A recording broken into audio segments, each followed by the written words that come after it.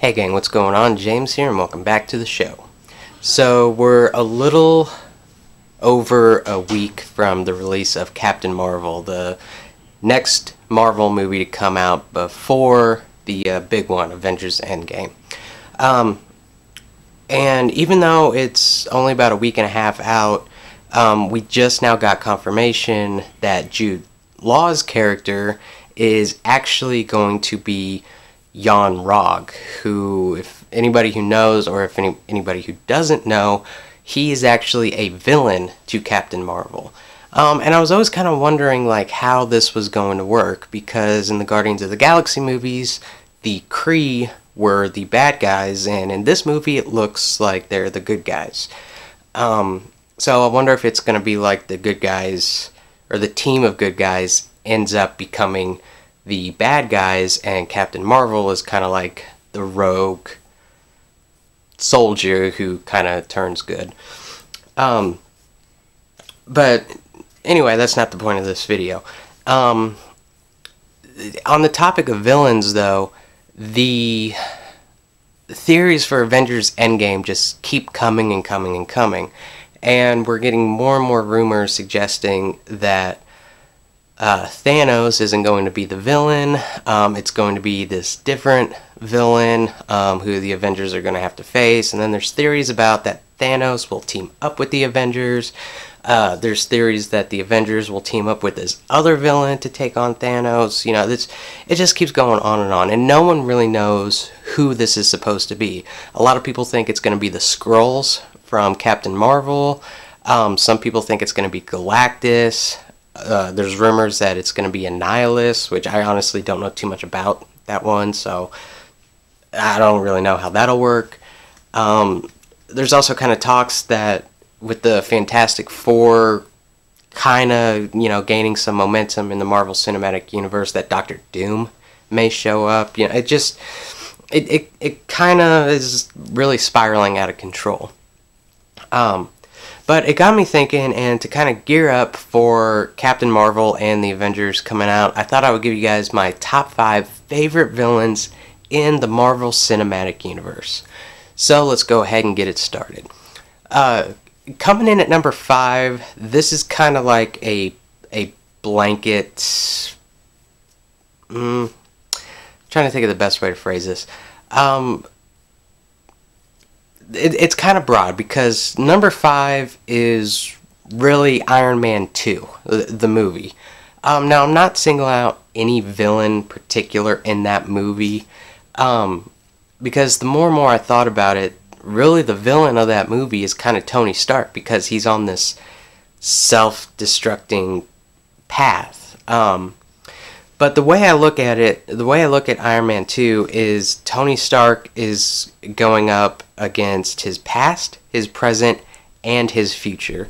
You have the character of Ivan Vanko, played by Mickey Rourke, or Whiplash, and I know that's not really who he is in the comic books, but that's who he is in the movie. And he represents the sins of Tony Stark's past, or his father's past. So he has to face that villain, a villain from his past. He has to face the future, and the future is Justin Hammer, who, if Tony Stark fails, then the world will kind of fall on Justin Hammer's shoulders, who wants Tony Stark's throne. So that's who he's facing. That's the future aspect that he's facing. He's also at war with himself and his best friend, War Machine. And then there's that great fight with, Iron Man and War Machine in the Mark I armor.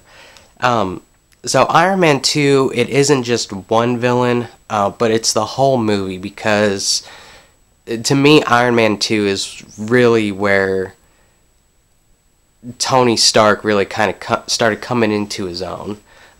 So that is why number 5, the villain, is really the whole movie. Coming in at number 4, one of my favorite villains in the Marvel Cinematic Universe so far has been Helmut Zemo.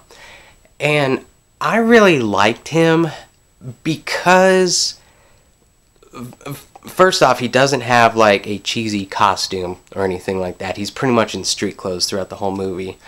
Number 2, he has no superpowers whatsoever. He's just, like he says, he has patience and he has experience, and that's what makes him formidable. And lastly, he pretty much accomplishes his mission without throwing a single punch. You know, he has, out of everyone on this list, he is the villain with the least amount of interaction with the heroes. He's kind of like behind the curtain almost. But he is an important villain because he really kind of kickstarts the Phase 3 of the Marvel Cinematic Universe. But that is why Helmut Zemo is one of my favorite villains in the Marvel Cinematic Universe. And speaking about Phase 3, Helmut Zemo kicks off Phase 3, but really what kind of started it is my number 3 favorite villain, and that is Ultron. Ultron is on this list mostly because James Spader was just amazing in this role. You know, he didn't play it like a robot. He played it like an actual person who has an inner struggle. And you know, one of my favorite aspects of a villain is the villain is always about the greater good. At least my favorite villains aren't always the ones going out for revenge, but they talk about the greater good. This is for the greater good. And the main thing I liked about Ultron was, like I said, his inner struggle. And, you know, like they say, he is in pain and he's trying to ease that pain. But this is how I imagine Ultron. Is, you know, imagine just being born. And when you're born with all the knowledge that the world has to offer you. Not only are you born with that knowledge, but you also soon realize that you are the one who can save the world from the state that it's in.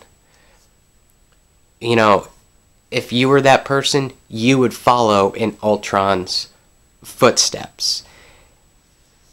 He wants to save the world, but he realizes that the only way you can save the world is really it has to end. You know, and he realizes it's for the greater good. But that's what I like about Ultron, is I like his inner struggle. And that is why Ultron is one of my favorite villains in the Marvel Cinematic Universe. Coming in at number 2 is Thanos. Of course Thanos will be on this list because Thanos did it. Thanos put an end to the Avengers. Thanos did his world famous and wiped out 50% of life pretty much in the universe. But Thanos is kind of like Ultron. He has that inner struggle. He's not doing this for revenge. He's not doing this for world domination. He figures that this is the right thing to do. Like he says, it's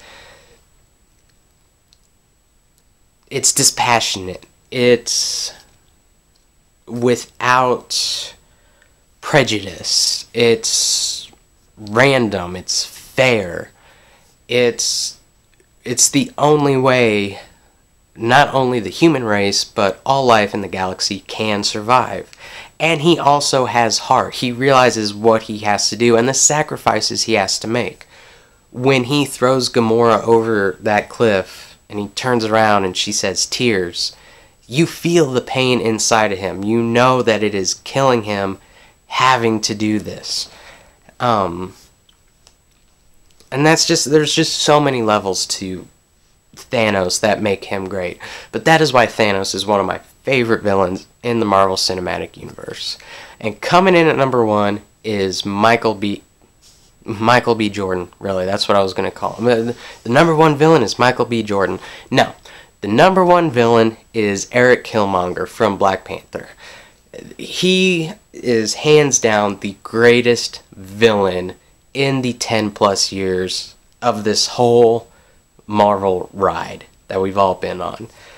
You know, I think why I said Michael B. Jordan is because part of what makes him great is Michael B. Jordan's, you know, his acting, his portrayal of that character. He said that he had to go to therapy after playing that character because it was just so dark, and, you know, there's just so much to that character that he couldn't take it anymore. But Killmonger is great because he has all those different levels. He's, you know, yes, he does want revenge because Black Panther's father killed his father, which in that flashback scene, or the I don't really know what you call it. I guess the hallucination from when he sees his father, like right when he died. That part is so gripping, and you feel the tension and emotion just in that scene, and like just how heavy the emotion was in there. He wants revenge for the death of his father. And also he is the rightful heir to this throne. You know, he is the eldest. He is next in line to lead Wakanda. He also believes that Wakanda can be the ultimate power. Instead of hiding, Wakanda should be shown. The thing about Killmonger is he is truly a Shakespearean villain, like to the core. You know, it's like I said throughout this whole list, so many different levels. But the main thing is just Michael B. Jordan's performance. He just absolutely nailed it with this. I think this will go down as like one of his best performances of all time. That is why Eric Killmonger is my favorite Marvel Cinematic Universe villain. But there you go, guys. There's my list of favorite villains from the Marvel Cinematic Universe. Be sure to comment below. Let me know what your favorite villain is.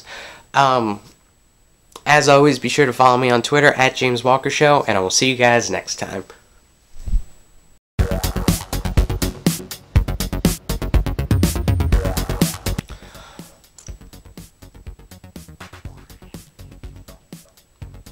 I got nothing. Other than I'm really excited to see Avengers.